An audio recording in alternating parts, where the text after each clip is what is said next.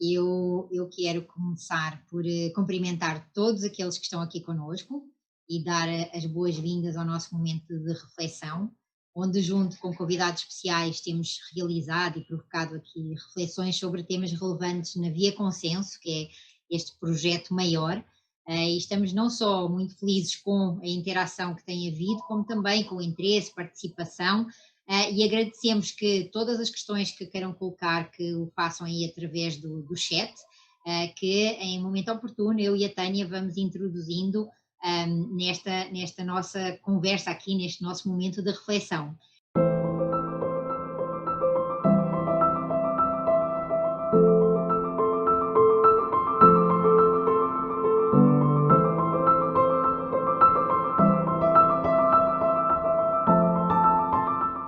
E, como já sabem, hoje a nossa convidada especial no momento de reflexão é a Tânia Almeida, que apesar de dispensar apresentações, eu quero aqui referir que a Tânia Almeida é uma pessoa que mora no meu coração, de quem eu tenho um especial carinho e admiração, não só pela pessoa que é, em especial pela pessoa que é, mas também por todo o trajeto e por todo o percurso que ela tem feito e que amavelmente disponibiliza, inclusive, o tempo dela connosco também, e fazer aqui um pouco sobre um resumo do seu grande currículo, para quem eventualmente ainda não conhece a Tânia. Além de mestre em mediação de conflitos, ela tem uma brilhante experiência naquilo que é uma atuação como facilitadora de diálogos, pós-graduada em Sociologia e Gestão de Empresas, consultora do setor de mediação de conflitos do Banco Mundial, América Latina, e também acreditada junto do Centro de Resolução Efetiva de Conflitos, integrante do painel do IMI e do CPR, diretora de mediação do CONIMA e autora das duas grandes obras literárias fundamentais no mundo da mediação, a Caixa de Ferramentas, e também aí co-organizadora da mediação de conflitos para iniciantes, praticantes e docentes. Muito obrigada, Tânia, pela tua disponibilidade e confiança, bem como também aí pela oportunidade deste momento de reflexão e compartilhamento, onde iremos aí falar sobre a facilitação de diálogos na mediação. Bem-vinda! Muito obrigada, Dulce. Um bom dia a todos que estão conosco. Um especial agradecimento a você, que é também, para mim, uma pessoa muito querida, com quem eu venho convivendo no campo da mediação há alguns anos, e comungamos do mesmo princípio, e do prazer pela docência, e do prazer por compartilhar conhecimento. Muito obrigada por essa oportunidade também. Obrigada, olha, e exatamente, começando por aí, dando já aí um start aqui à nossa conversa, aquilo que nós nesta década, digamos assim, temos assistido muito, e principalmente nestes últimos 5 anos, em que a mediação ela se transformou em processo legalmente regulamentado, ainda assim, aquilo que nós vemos é que, apesar da mediação dela estar hoje incluída como um processo legítimo dos métodos de resolução de conflitos, e que de facto isso provocou a inclusão e a participação deste tema em várias pautas, não só privadas, mas também públicas, e em especial da comunidade jurídica, que também está aqui connosco. Aquilo que acontece, ou aquilo que nós ainda vemos, é que alguns profissionais, eles afirmam que se sentem mediadores e eles se apresentam como sendo mediadores, mas o que sucede é que existem algumas funções onde se exige uma atuação parcial, nomeadamente no caso de algumas carreiras jurídicas, como seja, por exemplo, também o exercício da própria advocacia, que é parcial ao cliente. E aí, para nós darmos aqui o nosso start nesta nossa conversa e reflexão, como é que tu vês e qual é que tu entendes que é o significado do exercício da mediação ou da função de mediador e de mediar como algo intuitivo? Essa é uma ótima pergunta. especialmente para fazer para uma professora de mediação. É, Dulce, eu acho que todos nós, mediadores, usamos 2 chapéus, porque todos nós temos junto conosco a bagagem das nossas profissões de origem também, né. A mediação, ela não faz restrição a profissões de origem. Então todas as pessoas, em todos os seus campos de atuação, e mesmo que não tenham terceiro grau, que tenham uma formação mais simples, podem atuar como mediadores. Então a gente vai sempre precisar fazer essa distinção. A mediação, ela pressupõe uma capacitação específica, né, e para nós chamarmos de mediação o trabalho que estamos realizando, ele precisa ter o rito natural da mediação, o passo a passo da mediação, em que cada etapa prepara para a etapa seguinte, e precisa ser exercido, essa atuação precisa ser exercida por um profissional que tenha um especial conhecimento do método, das suas técnicas e da sua forma de conduzir. Até porque mediadores serão exclusivamente condutores de um processo de diálogo, né. A eles não caberá opinar, não caberá sugerir, não caberá julgar. Qual é a expertise de um mediador? É a condução de processos de diálogo com bastante instrumentação, especialmente de comunicação e de negociação. Então, primeiro, para nos reconhecermos como mediadores, precisamos dessa competência. Segundo, que mesmo tendo a capacitação, a nossa profissão de origem, ela estará conosco na medida em que ela está encarnada como conhecimento. Então nós vamos poder fazer perguntas a partir desse conhecimento da nossa profissão de origem, nós vamos poder mapear o caso a partir dessa profissão de origem, mas nós não vamos poder, opinar a partir da nossa profissão de origem, né, levar conhecimento técnico para a mesa de mediação. Então, o nosso chapéu da profissão de origem precisa ficar fora da sala. Algumas pessoas entendem, mas existem, por exemplo, eu trabalho na defensoria pública, os defensores foram capacitados, e aquele defensor que atua como mediador à mesa, ele não atua como defensor naquele mesmo caso. Então essa é uma distinção que talvez possa ajudar, nas instituições públicas, por exemplo, em que todos podem compor uma equipe e estarem mediadores quando não estiverem exercitando a sua função de origem. Quando essa prática é uma prática intuitiva, ela é feita independente da capacitação, eu preferiria que fosse nomeada como facilitação de diálogos, e não como mediação, porque a mediação pressupõe um rito específico e pressupõe uma capacitação específica, mas muitas pessoas têm habilidade para conduzir diálogos. Que ótimo, né? Utilizem essas habilidades, mas não deem o nome de mediação, chamem de facilitação de diálogos. Eu mesma, quando atuo, por exemplo, em empresas familiares, as empresas familiares têm questões objetivas de uma grandeza imensa, né, e por vezes as questões subjetivas inundam a negociação, né. Por vezes não, a mediação pressupõe um contrato inicial que firma compromissos, que firma observância de princípios éticos. Eu mesma utilizo às vezes essas minhas habilidades em processos menos formais, porque a legalização da mediação trouxe uma certa formalidade, e eu chamo de facilitação de diálogos. Então, é o convite que eu faço para, mesmo utilizando, todo esse ferramental da mediação, não atendendo ao seu rito específico, facilitação de diálogos e atuando intuitivamente da mesma forma, que sejam bem-vindos, mas que a gente possa fazer essa distinção. Quando a mediação começou no Brasil, a grande distinção era com conciliação, né. e nós fizemos muito esforço para mostrar, são primos, mas não são sinônimos, sabe? Porque se fossem sinônimos, a gente não ia precisar dos dois instrumentos. E o nosso sistema multiportas ia ficar empobrecido, com menos um instrumento, com menos uma metodologia.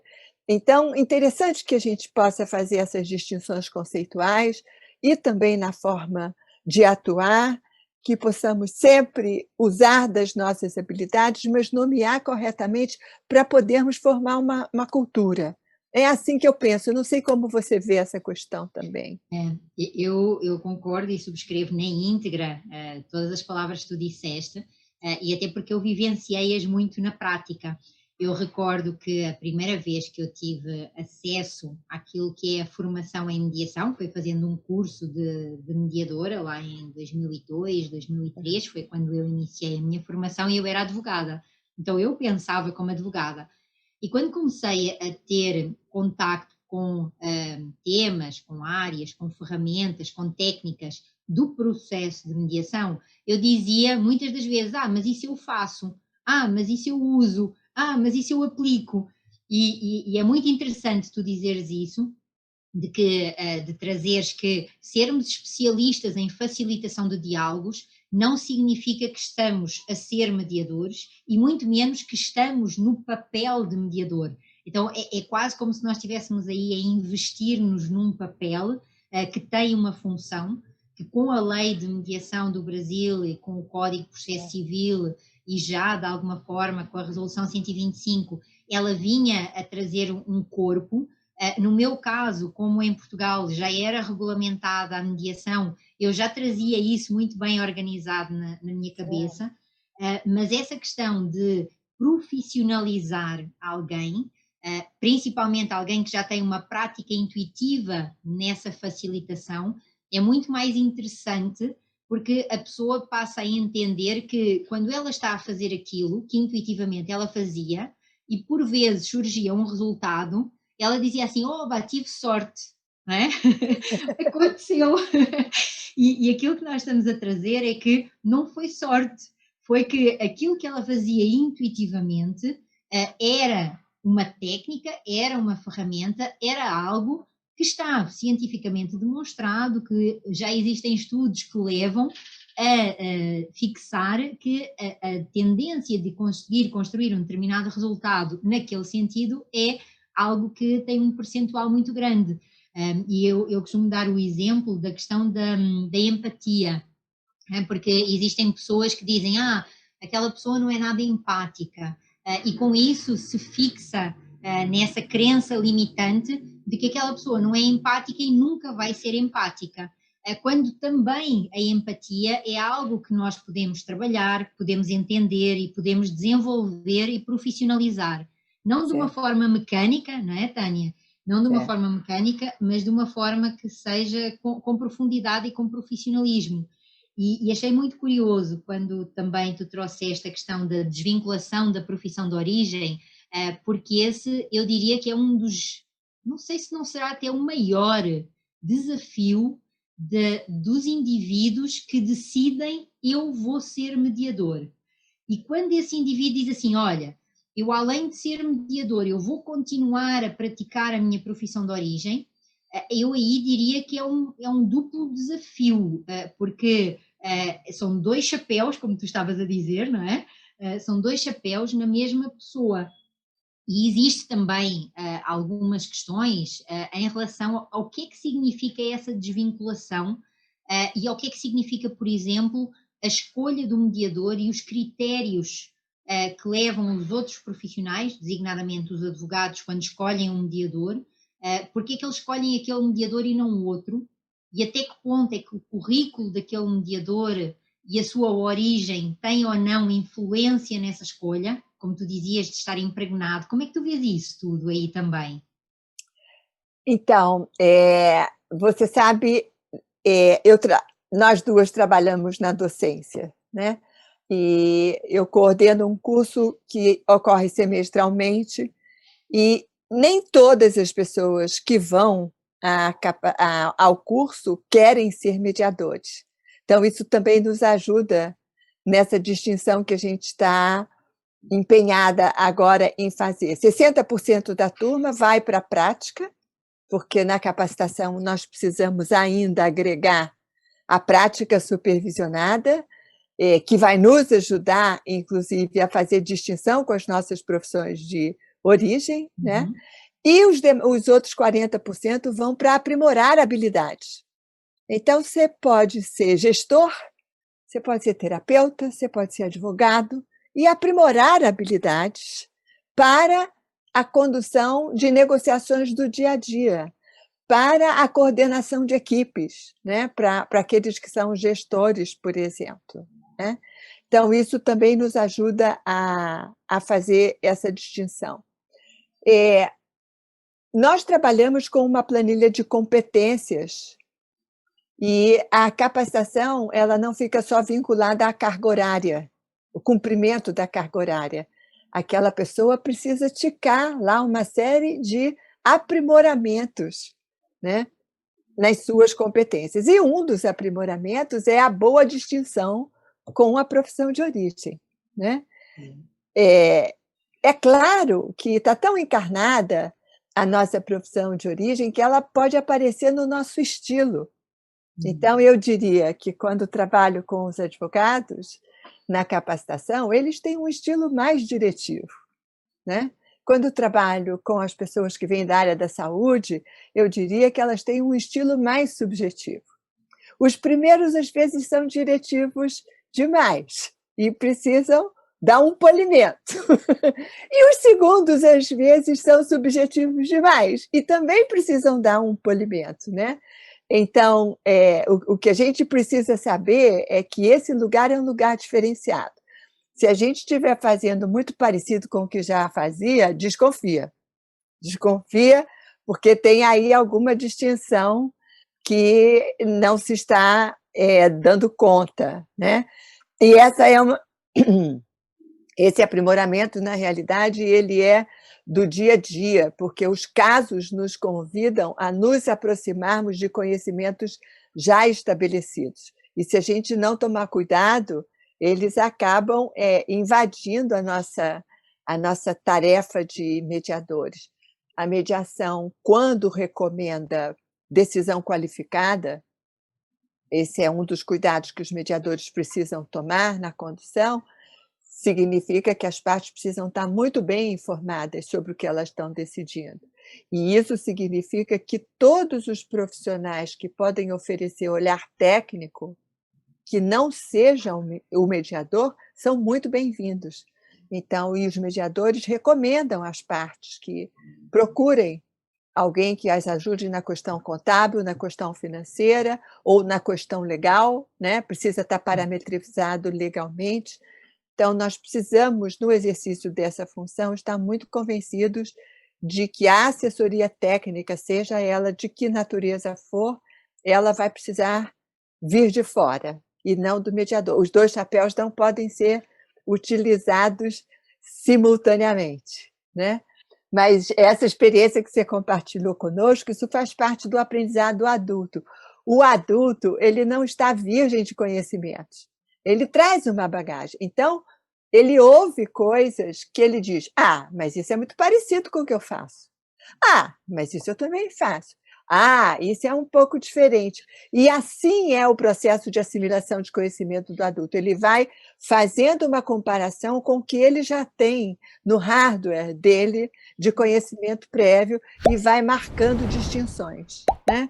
Mas é muito importante que as semelhanças sejam observadas, mas as distinções sejam honradas, para que a gente possa atuar como mediadores, independente da nossa origem e conhecimento profissional, né? E isso também é muito interessante o que tu dizes, Tânia, porque tu vens da área da saúde, não é? Eu venho da área da saúde, eu me formei como médica. Então, eu acho isso muito interessante, porque eu venho da área do direito, eu me formei como advogada e inclusive fui magistrada. E então, quando tu falas essa questão da parte mais objetiva e da parte mais subjetiva, eu acho muito, muito interessante, porque Aquilo que nós estamos a falar da profissão de origem é como ela nos formata. E aquilo que nós falamos quando nós mencionamos a formação dos mediadores é como a mediação desformata. Pelo menos eu vejo dessa forma. Quando tu estavas a falar da relação da quantidade de profissionais que procuram uma formação em mediação e os teus cursos que são absolutamente maravilhosos e que desde já eu recomendo, como mediadores, e toda a profissionalização e toda essa tua preocupação no desenvolvimento de competências, foi exatamente dentro dessa lógica e dentro dessa filosofia de eu começar a verificar que haviam muitos profissionais da área do direito, da área da advocacia, que iam fazer a formação em mediação, mas eles primeiro não sabiam se queriam ou não ser mediadores, e quando descobriram o que era mesmo a mediação, eles disseram, não, isso não é para mim. Aí eles começaram a fazer essa triagem que tu dizes, ou seja, eles melhoraram competências, eles desenvolveram conhecimentos, eles passaram a aplicar outras habilidades, mas aí aquilo que eu sentia é que ainda assim não havia uma resposta para esses profissionais entenderem que eles têm um lugar também no processo de mediação, que é o lugar do advogado na mediação. E foi aí que não só eu desenvolvi todos os projetos que tenho vindo a trabalhar ao longo destes anos, mas em particular a chave para advogar na mediação e todos estes conteúdos que eu tenho desenvolvido, e mesmo o Via Consenso, onde nós estamos aqui agora, para quê? Para que nós entendamos que essa questão de desvinculação da profissão de origem, nós não estamos a retirar nada de nós. Aquilo que nós estamos a dizer é que existe uma outra identidade, não é? Existe um outro sujeito, um outro profissional que precisa de ser cuidado, educado, desenvolvido, e que é um desafio, porque aqui entre nós, observar sem julgar, participar de uma mediação sem fazer comparações, como tu trouxeste, com as nossas experiências e com os conhecimentos adquiridos, que é tudo isso que se espera de um mediador, é um desafio enorme. E aí, ainda neste ponto, te perguntando sobre o que é que tu pensas em relação à questão da escolha do mediador, em termos das suas competências e das suas habilidades, e se de facto a profissão de origem é ou não um elemento que deve ser tido em consideração. Ok.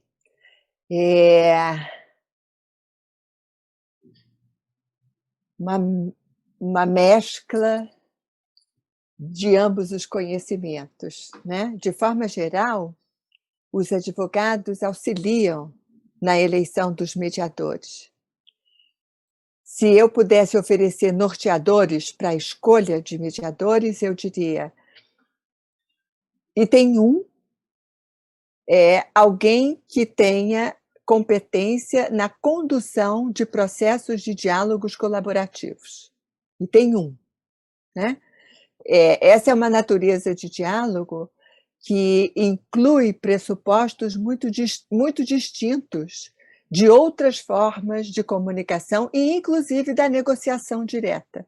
É uma negociação facilitada por um terceiro, em que a autoria precisa ser preservada com as pessoas, como se estivessem numa negociação direta, mas como a negociação direta não foi possível, esse terceiro vai em auxílio que essa autoria seja preservada, né? Então, esse é um dos benefícios desse instrumento.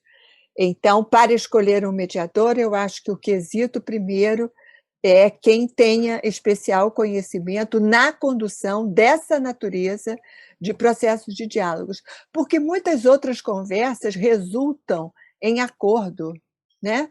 Mas não são mediação, né? Então, esse diálogo ele tem uma natureza própria. Primeira coisa, o conhecimento na área que será mediada, em que medida ele é essencial? Eu diria que ele é menos essencial do que a competência na condução dessa natureza de diálogo, porque o aporte técnico virá de fora, né? Se o mediador fosse decisor, ele precisaria ter especial conhecimento na área que está sendo mediada, porque ele teria que opinar e ele teria que oferecer um resultado. Na medida em que ele faz com que o diálogo aconteça, ele não precisa ter especial conhecimento naquela área, mas ele é bom que ele tenha algum conhecimento naquela área, porque senão ele nem consegue fazer perguntas adequadas, Uhum. né? Eu, se for mediar uma questão de óleo e gás, eu vou saber fazer muitas perguntas, mas não vou saber algumas perguntas que são da especificidade da matéria. E talvez eu não entenda parte da linguagem que está sendo trazido pelas partes, né? Então, algum conhecimento na matéria, Dulce, eu acredito que sim, que é necessário. E acho que a maneira de contornar isso é que esse conjunto de conhecimentos não precisam estar todos em uma mesma pessoa. A comediação pode trazer uma atuação complementar. Eu trabalho sempre em comediação, porque depois de todos esses anos de prática, eu fiquei muito esperta na condução de processos de diálogo, mas às vezes são temas que exigem um conhecimento mais específico para poder transitar neles. Então, eu tenho sempre um mediador que tem um especial conhecimento na matéria mediada. Mas eu diria que, em primeiro lugar, competência na condução dessa natureza de processo e, logo, na sequência, não necessariamente um conhecimento especial, mas algum conhecimento, sim, na área mediada, para que possa transitar, entender a linguagem e fazer perguntas específicas. Isso é muito interessante, eu também concordo com aquilo que tu estás a dizer. A minha experiência tem sido só um pouquinho diferente no seguinte sentido, mas que acho que estamos a dizer a mesma coisa, que é, eu também considero que é preciso algum conhecimento, mas não é necessário uma especialização se nós tivermos advogados. Isto é, os advogados são aqueles que vão trazer a linguagem técnica, são aqueles que vão trazer a linguagem da especificidade do que está sendo trabalhado. E por vezes não ter esse conhecimento mais profundo do tema, pelo menos a mim já me aconteceu, de eu ter perguntas que eu posso legitimamente fazê-las, porque eu não vou ter nenhum rótulo, como assim está a fazer essa pergunta? Porque eles já sabem que eu não sou expert na matéria, mas que é a pergunta que desencadeia que eles verifiquem que estavam a falar com percepções diferentes da mesma situação, ou seja, que eles tinham eventualmente uma definição diferente do mesmo assunto técnico. E isso é algo que é muito curioso também de acontecer e que o mediador que não tem essa profundidade desse conhecimento pela sua profissão de origem, por exemplo, eu vou-te dizer, eu não sou arquiteta, mas em minha casa a minha irmã é arquiteta e nós temos 9 anos de diferença, então eu assisti a toda a graduação dela. Ou seja, eu não tenho conhecimentos profundos, nem pouco mais ou menos técnicos, mas eu ouvia a linguagem dela, eu apercebi-me, isto é, não está na minha formação em termos de profissão, mas está naquilo que foram sendo os meus conhecimentos que eu fui juntando ao longo do tempo. E com isso, outras áreas. E por isso, essa questão que tu estás a trazer, que eu acho muito interessante, e eu, digamos assim, eu acrescentaria um ponto, que seria a história do mediador. Ou seja, qual é que é a história dele? Como é que foi as áreas pelas quais ele cresceu? Como é que foi as áreas pelas quais ele se interessa? E hoje, em particular aí com o tema que tu estavas trazendo também, em particular, por exemplo, óleo e gás, desconheço em absoluto, também não faço a mínima ideia, como tu dizes, mas hoje nós temos uma questão que é a questão de que o mundo ele passou todo a estar aí online, não é? Como nós hoje, se nós o ano passado até poderíamos pensar em fazer um evento por via online, aí aquilo que acontece é que hoje ele passou a ser não só uma realidade, como também uma necessidade. E com isso, aquela questão de que as distâncias ficam mais curtas, a noção do conceito de aldeia global que tinha surgido e que hoje é uma efetiva realidade e que veio não só quebrar diversos mitos, paradigmas, preconceitos e também demonstrar a utilidade deste tipo de ferramentas que hoje temos, que já tínhamos, mas que hoje, quando eu digo que hoje temos, é porque hoje passámos a utilizá-las de uma forma diferenciada. E dentro dessa lógica, Tânia, o que é que tu consideras que foram nesta prática de potencializar que outros profissionais sejam facilitadores de diálogos ou que se transformem em mediadores? O que é que tu vês da tua atividade em termos das mudanças que foram impostas e também, de alguma forma, daquilo que é o atual contexto e os impactos que isso tem trazido, não só na vida das pessoas individualmente, mas também nas próprias organizações, nas próprias empresas? Você está se referindo ao trabalho online, é isso, Sim, sim, Dulce? sim. Ah, ok, tá. Bom, eu acho que nós antecipamos de forma muito célere uma tendência, né? O trabalho online ele já fazia parte das nossas vidas, não na intensidade atual, mas ele chegaria a ser na intensidade atual nos próximos anos. Eu gosto muito de pensar em tendências, porque nós estamos a contemporaneidade, ela tem por característica a velocidade das mudanças. Então, uma das habilidades que precisam integrar o perfil do homem contemporâneo é não se apegar àquilo que acredita, a não se apegar às próprias ideias, a não se apegar ao que conhece, porque ele vai estar correndo o risco de estar perdendo a chance de enxergar o novo, né?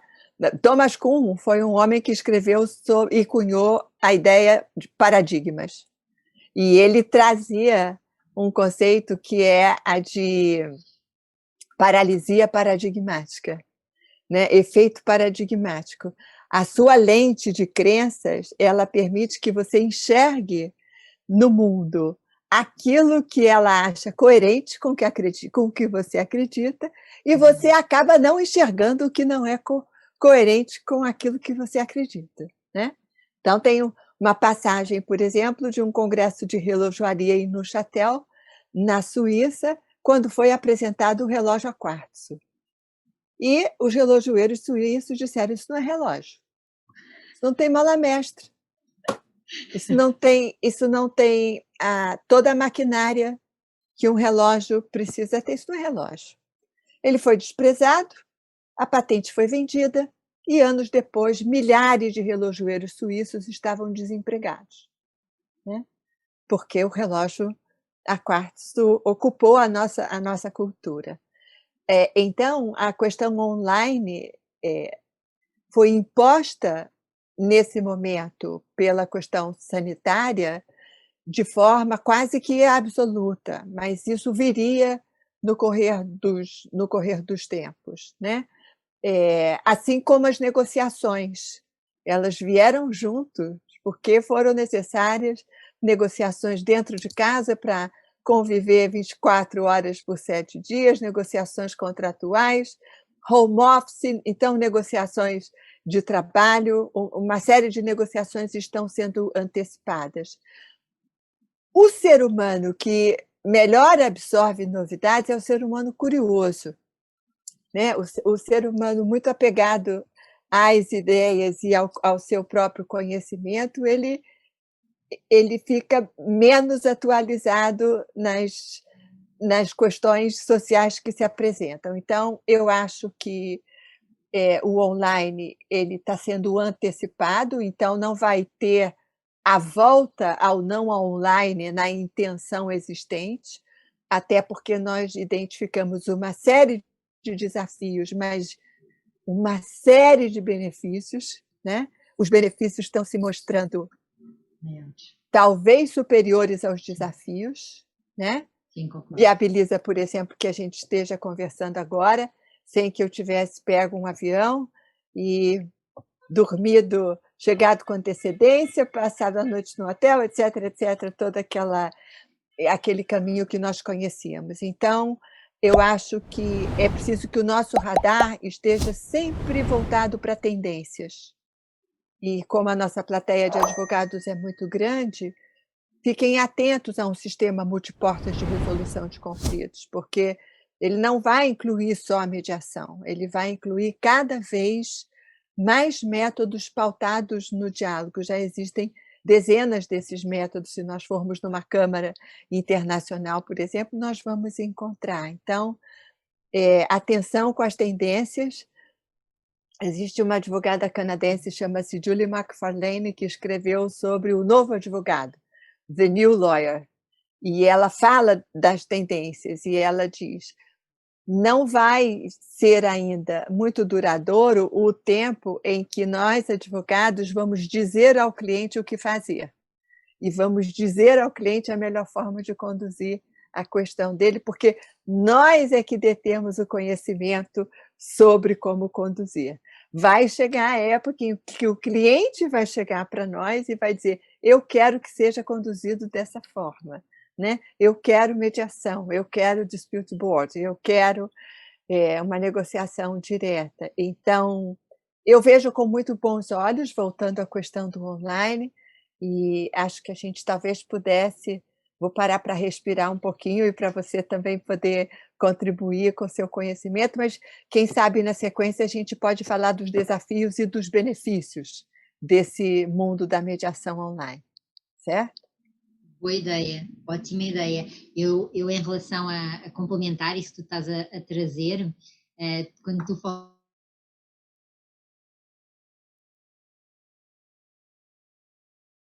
Seu som sumiu, Dulce.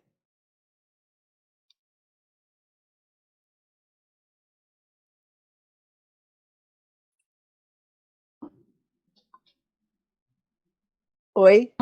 Oi, Agora voltou? voltou, Ok. voltou, voltou. Maravilha. Questões da tecnologia, não é? Ou seja, estávamos a falar aí das questões positivas e das questões menos positivas, e aquilo que nós temos é exatamente isso, mas eu estava a referir quando tu falavas do termo do desapego, que ele é um termo muito interessante, porque principalmente na área jurídica, e aí tem a ver com a nossa com a nossa formação de base, o jurista ele precisa de ter segurança, porque se ele não tiver segurança, ele não consegue dar segurança ao seu cliente. Certo. E quando, como é que essa segurança nos é dada quando nós não temos uma obrigação de resultado, mas temos uma obrigação de meio, e ainda assim o cliente tem uma expectativa sempre de resultado. E nós próprios também acabamos por ter essa expectativa de resultado, porque é aí que nós medimos o nosso sucesso. E aí é muito engraçado pensar nessa questão da facilitação dos diálogos, porque quando tu falas de que, e trazes esse exemplo do novo advogado que nós estamos aqui a falar, e dele estar preparado para o inusitado, eu diria que ele precisa de continuar a ser especialista no direito material, ou seja, ele precisa de continuar a ser especialista numa determinada área de relações e de inter-relações, mas ao nível do processo, ele também precisa de mudar as suas lentes, para que essas lentes elas passem a ser, ao invés de uma lente que seja apenas com um foco, que é ou aquela parte que ele já fazia extrajudicial no escritório, de elaboração de contratos, de elaboração de cláusulas, ou até mesmo de uma situação de uma negociação relativamente simples, para ele, ou ele judicializava lá no finalzinho, para ele virar esse funil ao contrário e ele identificar que quando o seu cliente chega nessa sua prática de facilitação de diálogos, ele precisa de entender que ele tem limites. E isso, entender que tem limites, não significa reconhecer incompetências, no sentido de que eu não presto, não é? Mas sim no sentido de que há determinadas situações que são melhor resolvidas, são melhor desenvolvidas se tivermos outros profissionais. Então, por exemplo, se eu como advogada identifico que o meu cliente ele está emocionalmente frágil, e que ele eventualmente precisa de uma ajuda e de um apoio de um psicoterapeuta, eu vou precisar de lhe dizer que eu não tenho essas habilidades, eu não tenho essas competências, mas que nós até podemos trabalhar juntos. Isto é, pode haver até um intercâmbio em relação a essa situação. Da mesma forma, quando nós estamos a falar e abordar a questão do online e a questão dessas nossas limitações e daquilo que é o inusitado, eu lembro-me sempre de que quando foi a informatização dos processos em Portugal, houve alguns colegas que deixaram simplesmente a advocacia, porque eles entenderam que eles não se conseguiam atualizar. E aí, aquilo que acontecia com os mais jovens era: não, espera, eu ajudo-te, vamos lá, vamos juntos, não é? E o que eu sinto hoje, com esta passagem também que nós estamos a fazer, em que muitas das pessoas não dão conta de olhar para a sua imagem, porque se nós estivéssemos as duas fisicamente, eu estava a olhar para ti e a ver-te, e tu estavas a olhar para mim e a ver-me. E nós trabalhando no online, nós não só enxergamos os outros, como somos forçados a nos enxergarmos a nós mesmos. E isso é algo que eu não sei o que é que vai trazer, porque a minha área não é a área da saúde, nem a área da psicologia, nem das terapias, mas certamente que isso vai ter alguma influência no desenvolvimento de alguma coisa aqui nestas nossas cabeças. É interessante, do meu ponto de vista, nós identificarmos que isso significa não só este mundo global, ele passou a ser uma aldeia, então nós estamos mesmo próximos, e que também está demonstrado que aqui não acontece a questão de um distanciamento social, não é? Porque nós continuamos a ter esta proximidade de utilizar em nosso próprio favor esta questão do tempo, esta questão da celeridade com que nós conseguimos ter uma reunião e encontrar alguns combinados, ou pelo menos alguns pontos, ou identificar qual é que é o processo mais adequado para resolver aquela situação em concreto, e que nem todas as situações são possíveis de serem resolvidas por exemplo, através da mediação. Há processos que têm que ter outro tipo de soluções. Eu vejo isso dessa forma e em complemento. Não sei se também em termos das tuas vantagens e desvantagens, o que tu vês. Eu acompanho você, eu acompanho. O que a gente os desafios alguns desafios são muito concretos, que é uma boa internet, por exemplo. Eu estou trabalhando na defensoria pública, pessoas muito simples no online, e o atendimento é pelo telefone, né, muitos não têm computador, então, eh, o Zoom, funciona através do celular. Então é preciso, às vezes, vencer esse desafio da inexistência de condições favoráveis, né, às vezes nem são ideais, mas são favoráveis. A gente precisa instruir as partes a lidarem, às vezes, com o eletrônico, porque às vezes é uma primeira vez. De qualquer forma, as salas de mediação, por plataforma, elas têm suas peculiaridades, então a gente precisa dizer como é que vai se dar a reunião privada, a gente precisa esclarecer sobre o sigilo. Eu, por exemplo, na Câmara, eu não trabalho com o recurso do chat, por conta do sigilo. Então há peculiaridades e há desafios, e há muitas vantagens também. A ausência do deslocamento eu tenho percebido como uma das maiores vantagens para mediações de distintas naturezas, para Uhum. pessoas de diferentes condições socioeconômicas, né. Na defensoria, o deslocamento significava um dia de trabalho, era preciso levar um atestado de que esteve presente, era preciso gastar dinheiro com a condução, né. E nos casos mais complexos ou num cenário empresarial mais sofisticado, da mesma forma, né, não precisar pegar o avião, ir para o hotel, dispor um dia inteiro para estar na mediação, isso faz muita diferença. Acho que trouxe uma civilidade para o diálogo, porque pelo online só um pode falar cada vez. Aquilo que a gente pedia no presencial, se 2 falassem juntos, a gente acabava escutando. No online, a gente simplesmente não ouve. Então as pessoas vão se habituando a falas mais curtas, mais objetivas, e o nível de escuta fica ampliado em qualidade, do meu ponto de vista, porque você precisa colocar atenção naquela voz que a tela está mostrando, com aquele iluminado em volta da fotografia da pessoa, que é ela que está falando, né. Então acho que traz maior objetividade, acho que traz mais concisão, acho que traz mais foco, né. E acho que para algumas pessoas em que o contato físico não era desejado, né, o online permite, a tela traz essa segurança, o que não impede que o diálogo aconteça.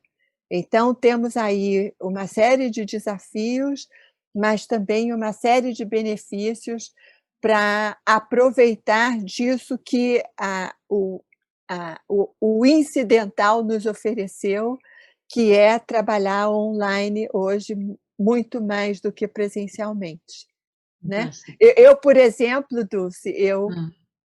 a minha rotina em alguns aspectos mudou para melhor, em termos de qualidade do uso do tempo, Uhum. e eu tenho convicção que eu não vou voltar para o regime segunda a sexta, 6h30, 20h, fora de casa. Eu tenho certeza que eu farei parte do conjunto de populações que vai adotar o híbrido dessa história, né. É, eu estou contigo e o meu híbrido também vai ser mais em casa do que fora de casa. E eu estava-te a escutar e estava-me a lembrar de que um dos elementos que eu também acho muito interessante, desta mudança do online e das mediações online, é a questão da tolerância. Porque, em relação ao tempo, ou seja, por exemplo, ao início do evento, por vezes até se cria alguma ansiedade de começar mais cedo ou de começar exatamente na hora. E isso é algo que, os eventos que aconteciam presencialmente, nós sabemos que não sucedia. Isto é, por regra, quando nós tínhamos um evento presencial, ele atrasava no mínimo 20, 30 e alguns até 1 hora. E com isso, o online, ele traz-nos até nos próprios eventos algo que é uma realidade diferente, que é no horário começou, no horário terminou. E a outra questão que eu também acho muito curiosa, que me lembrei quando tu estavas a dizer que, em relação à questão da comunicação, nós passamos a otimizar mais a escuta, porque sabemos que se um falar em cima do outro, ninguém se vai efetivamente escutar, é a questão da tolerância com questões de net, com questões de rede, conexão. Isto é, se alguém tem problema de conexão, aquilo que é a tolerância e aquilo que é a solidariedade, às vezes, que se coloca até num trabalho de facilitação de diálogos, é imenso, porque as pessoas de facto sentem que também pode acontecer com elas, e por isso elas se colocam ali numa postura colaborativa, de acolher, de entender, de aceitar e de eventualmente, de uma forma absolutamente justificada, até remarcarem. E aí essa questão aí já também no seguimento daquilo que nós estamos falando, que é do protagonismo, não é? Ou seja, como é que nós, através desta questão da facilitação de diálogos, e da utilização em especial do mundo virtual, que se transformou numa realidade, ou seja, nós chamamos-lhe É. virtual porque ele era lá longe, mas agora ele é virtual, mas é assim, eu quase que sinto que estou perto de ti, que te dou um abraço, e isso é algo que ambas sentimos e que se consegue passar pela tela. E eu estou a falar para uma tela, mas eu sinto que é como se estivesse contigo. Então, como é que essa questão do protagonismo, tu também acabas por hoje vivenciar e sentir naquilo que é o teu desenvolvimento, naquilo que é a tua prática, em especial em relação aos vários atores, aos vários sujeitos que fazem com que, por exemplo, um processo de mediação se realize, porque nós temos a figura do mediador, sem o qual não há mediação, dos mediados, sem o qual não há conflito para mediar, e também, eventualmente, dos advogados, que precisam de trazer um respaldo jurídico daquela situação e identificar um resultado que esteja dentro da legalidade. Mas como se trabalhar esses protagonismos e como é que tu vês que as pessoas estão a assumir mais a sua posição na resolução dos seus próprios problemas? Pois é, nós culturalmente, durante muitos anos, trabalhamos com 2 polos na resolução das nossas controvérsias. Quando a gente não conseguia negociar diretamente, a gente judicializava, né. Então nós construímos a cultura da sentença e passamos a judicializar as questões corriqueiras do dia a dia. R$ 50 do cartão de crédito, o cachorro do vizinho que late, o som que não é desligado na hora correta, né. O que vem acontecendo é que os meios que utilizam o diálogo estão resgatando esse meio. Mediação é um método, o meio da mediação é o diálogo. Esse meio está sendo resgatado pelo mundo contemporâneo. Então, não é só a mediação que convida para o diálogo, os fóruns mundiais convidam para o diálogo, né? O Fórum Econômico, o Fórum das Questões Ambientais convidam para o diálogo. A União Europeia convida para o diálogo. É preciso. Como é que no mundo contemporâneo se mantém as diferenças, porque elas também são bem-vindas na contemporaneidade, a diversidade é uma das bolas da vez, né? Como é que eu mantenho diferenças, mas construo um modus operandi no qual as diferenças ficam preservadas, mas com o qual eu posso conviver. Então, as junções empresariais estão aí, e as parcerias para dar conta da sobrevivência de muitos negócios. O mercado comum está aí, a União Europeia está aí, os fóruns mundiais estão aí dizendo: é para sentar e conversar. É para sentar, conversar, buscar entendimento, respeitando as diferenças, mas naquilo que é comum é preciso buscar entendimento. Isso é consenso, né? É preservar diferenças, mas buscar um modus operandi com o qual todos possam conviver. Isso resgata o protagonismo, porque na heterocomposição você bota na mão de alguém para resolver. Por favor, essa é a minha questão. Se quiser me perguntar alguma coisa, me pergunte, mas me dá a solução, né? E nesses cenários todos que eu descrevi agora há pouco, é diálogo direto. No máximo, você tem um tradutor, que pode ser um tradutor mediador, que às vezes funciona como tecla SAP, né? Traduzindo o que um está dizendo para o que o outro está dizendo também. Então, o protagonismo não tem como não ser protagonista no mundo contemporâneo, né? E a mediação talvez faça uma sobreexigência nessa direção, porque pede que sejamos autores da escolha do método, da escolha do mediador, para permanecer na mesa ou não. Nós precisamos escolher o resultado, customizar o resultado para usufruir do benefício da mediação, de um dos maiores benefícios, que é uma solução customizada, é uma solução feita sob medida para aquele negócio ou feita sob medida para aquelas pessoas. É preciso protagonismo, né? É preciso protagonismo na hora da escuta, que é para considerar a necessidade do outro nas alternativas de benefício mútuo. E é preciso protagonismo como corresponsável por aquele resultado. Então, não é só a mediação que está exigindo de nós protagonismo, né? O mundo contemporâneo está nos demandando, sejam autores, escolham, convivam com as diferenças e não façam das diferenças um empecilho para a convivência. Eu complemento isso, Tânia, com a questão do princípio da autonomia da vontade privada, porque é isso também que nós estudamos dentro daquilo que é a lógica nas relações, dos direitos que o cidadão, enquanto cidadão, ele tem, e essa autonomia, ela tem um custo. E esse custo é a responsabilização pelas suas próprias escolhas. Mas não fazer nada também é uma escolha.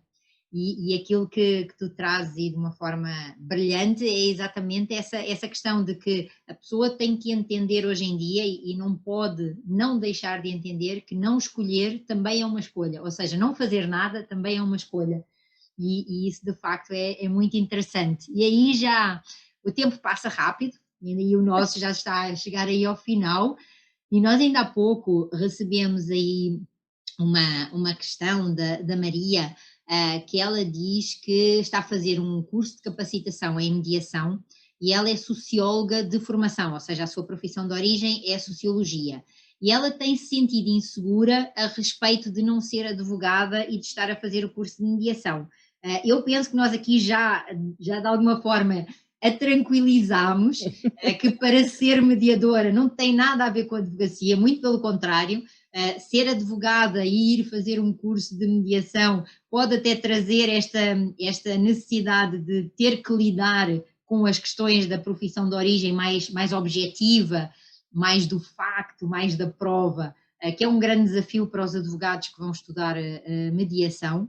E por isso não é aí um empecilho, mas também te perguntar a ti, Tânia, se lhe queres dar aí uma palavra para a Maria ficar mais tranquila, que ela está no lugar certo, desde que ela goste de mediação.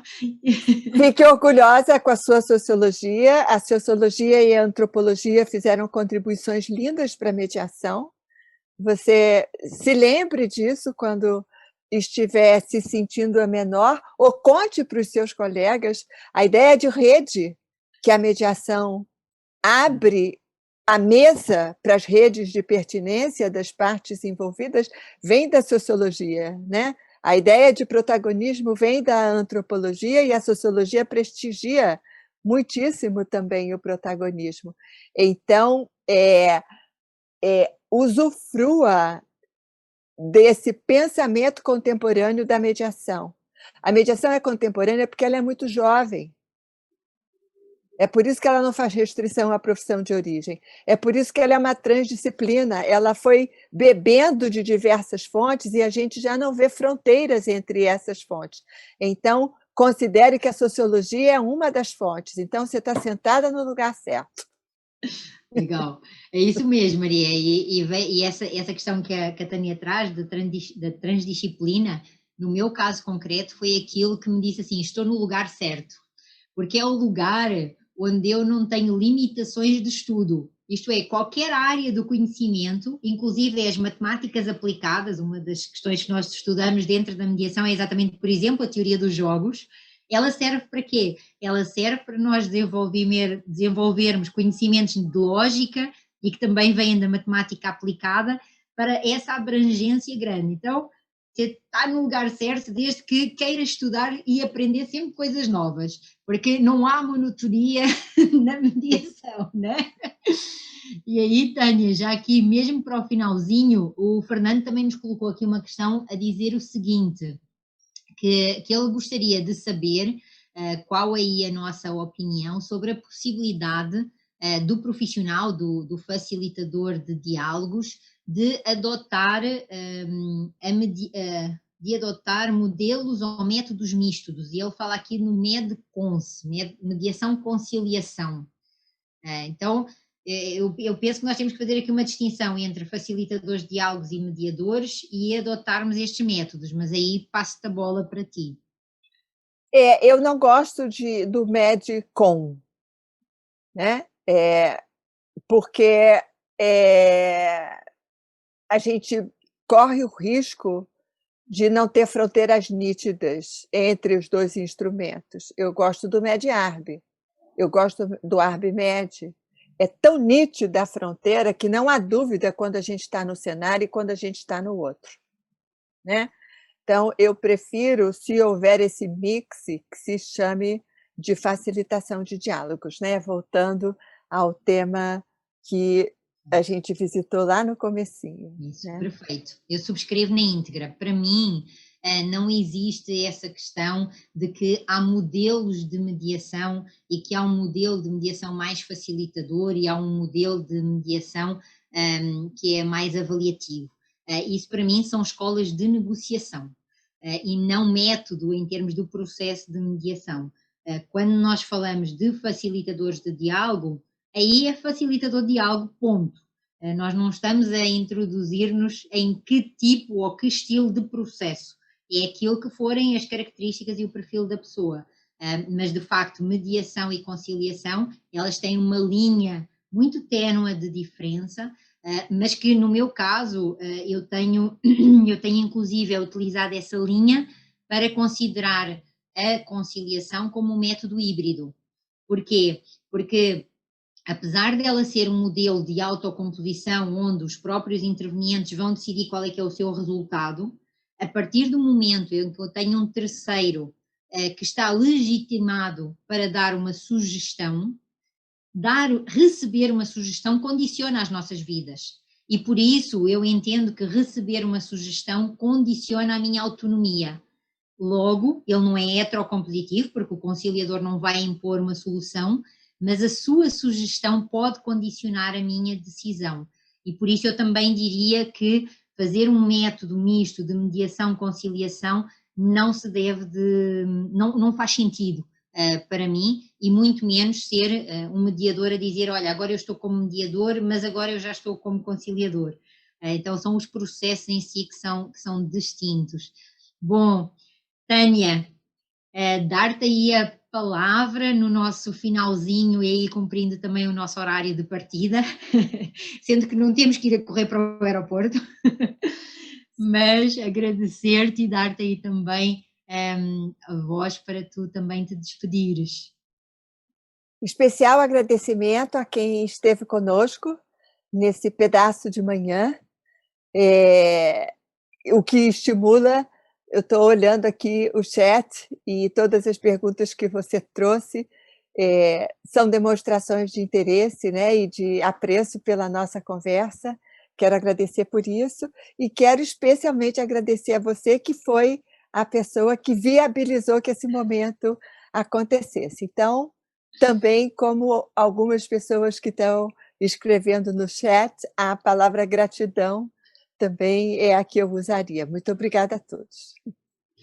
Muito obrigada, Tânia, você mora no meu coração, é muito gratificante sempre ter um momento de prazer contigo, obrigada também a todos aqueles que estão aqui conosco, e aquilo que eu posso dizer é que, de facto, terminar a semana contigo é não só um presente, como é algo que enriquece também muito a minha vida e o meu coração. Muito obrigada mesmo, um beijo muito grande e até ao nosso próximo encontro, que está aí para breve, certamente. Certamente.